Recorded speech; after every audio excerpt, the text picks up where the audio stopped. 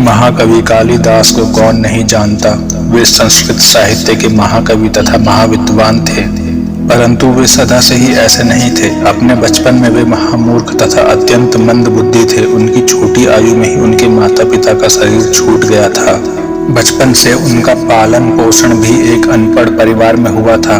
जिन्होंने इनका पोषण किया था वह भी एक ग्वाला था।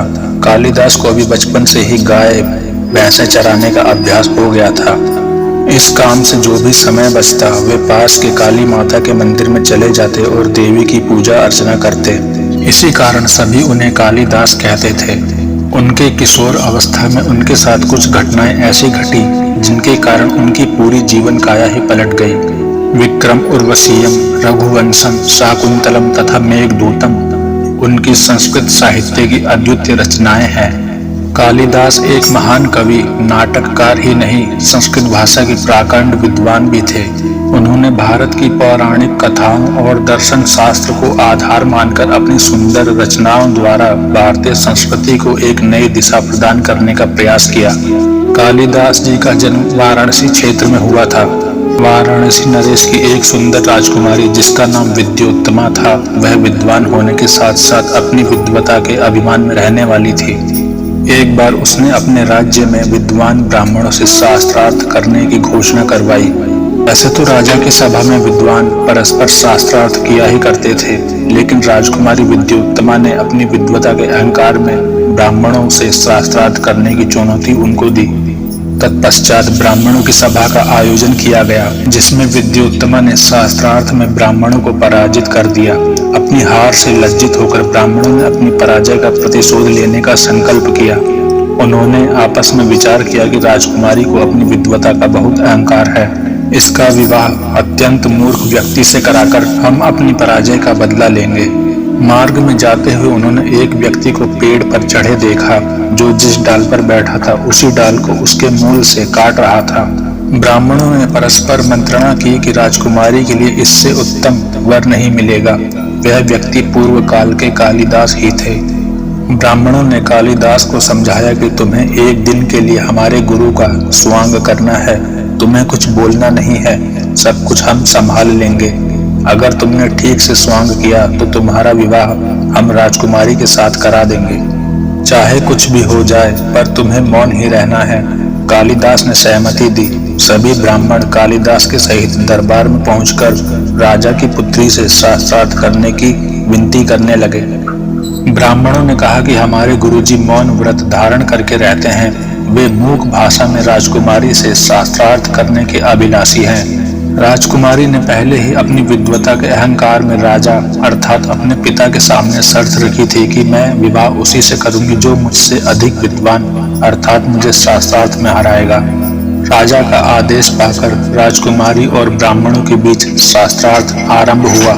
राजकुमारी ने मौन भाषा में संकेत करते हुए कालिदास की तरफ एक उंगली उठाई, अर्थात राजकुमारी कहना चाहती थी कि परमात्मा एक है। लेकिन अनपढ़ और मूर्ख कालिदास ने समझा कि राजकुमारी मेरी एक आंख फोड़ना चाहती है, अतः उन्होंने उसकी तरफ मौन संकेत करते हुए दो उंगलियां दिखाई। कालिदास कहना चाहते थे कि तू मेरी एक आंख फोड़ेगी तो मैं तेरी दोनों आंखें फोड़ दूंगा। ब्राह्मणों ने कालिदास की मौन भाषा को स्पष्ट करते हुए कहा कि राजकुमारी, आप कहती हैं कि परमात्मा एक है, लेकिन हमारे गुरुजी कहते हैं कि परमात्मा का अनुभव आत्मा को होता है, इसलिए आत्मा और परमात्मा दो तत्व हैं।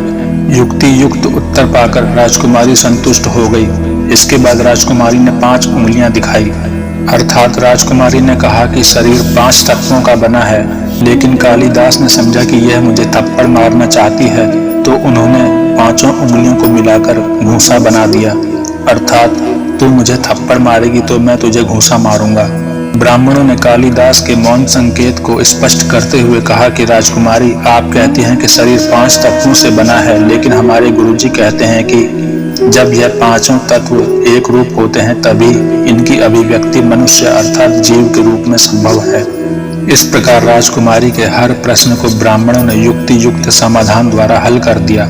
विद्योत्तमा ने पराजय स्वीकार करते हुए कालिदास से विवाह कर लिया। एक दिन दोनों अपने कक्ष में बैठे थे।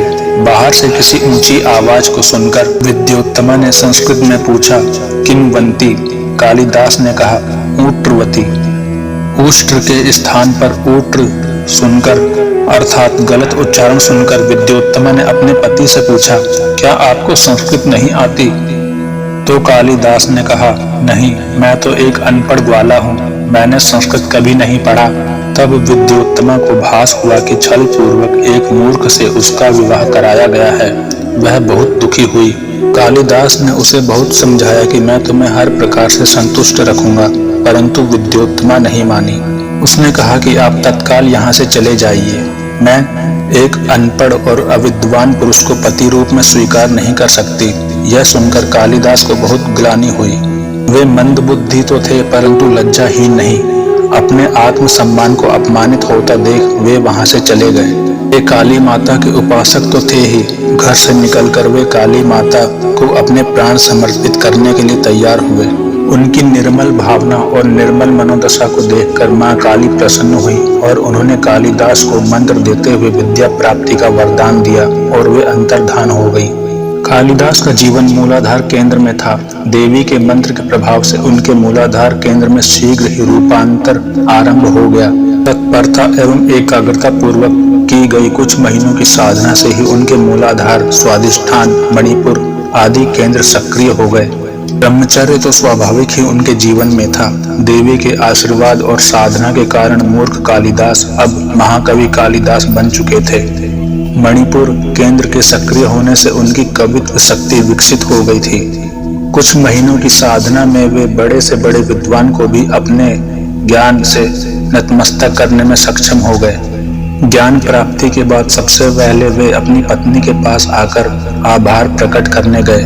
विद्योत्तमा ने कहा, मैं तो आपकी पत्नी हूँ, आभार प्रकट करने की क्या आवश्यकता है? लेकिन कालिदास ने कहा कि तुम्हारे कारण मुझे विद्या और माता काली का वरदान प्राप्त हुआ है, अतः तुम मेरे लिए गुरु के समान हो। अपनी पत्नी में गुरु की भावना करके कालिदास ने उन्हें प्रणाम किया। यह देखकर विद्योत्तमा दुखी हुई, परंतु अपने पति का कल्याण करने के कारण उसे आत्मसंतोष भी हुआ। कहाँ तो महामूर्ख कालिदास और कहाँ महाकवि कालिदास। आगे चलकर वे राजा भोज के दरबार में महाकवि के पद पर सम्मानित किए गए। कालिदास के जैसी तत्परता, एकाग्रता, श्रद्धा और संयम शक्ति हो तो कुछ महीनों में व्यक्ति अपना जीवन इस साधना की सहायता से कितनी ऊंचाइयों पर ले जा सकता है, इसका अनुमान भी नहीं लगाया जा सकता।